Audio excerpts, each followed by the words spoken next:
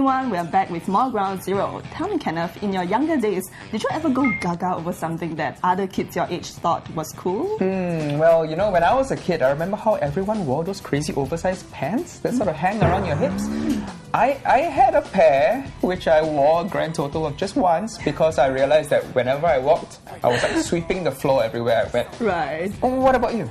Me, nothing like that, but I remember having like school backpacks that were hanging around my ass over here but after a while I stopped as well because it was giving me shoulder aches. Well, that's really something. But here's a fad I totally don't get that's making waves on social media like Facebook. It's called Clanking. And it simply involves taking pictures of yourself lying stiff as a board in very improbable places. Well, that looks really silly. How is that even considered cool? That's exactly what I thought. But what about our stompers? What do they think? Well, in the words, stompers think that planking is dumb. As stomper Zemru Nisha said, what a brainless activity. And she's not alone. Nicolette didn't get it either. She wrote, it's not even cool. Exactly, and it's actually potentially dangerous as well if you go about it the wrong way. What am I talking about? The sad case of Australian Acton Beale, of course. The 20-year-old fell 7 stories to his death while planking.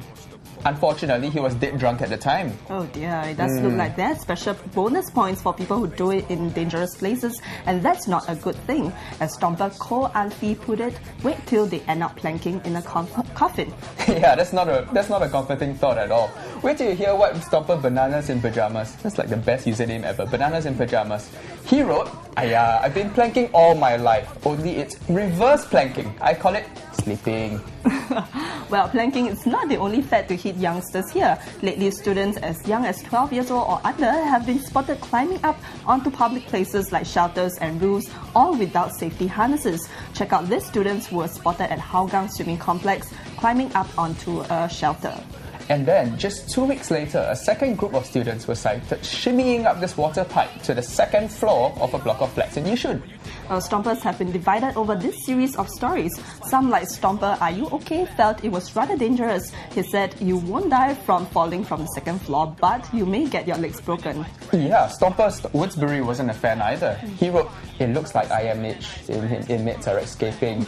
Call the police. Wow, that's harsh. But another Stomper took a more light-hearted view. He wrote, come on, this is very common 2 decades ago, and kids should enjoy their childhood so that it is memorable. Well, okay, look, on the one hand, I think it is great that these students are making the most of their youth, you know, enjoying activities like this. But on the other hand, I definitely think they need supervision or at least proper training of some kind so they don't hurt themselves. True, exactly.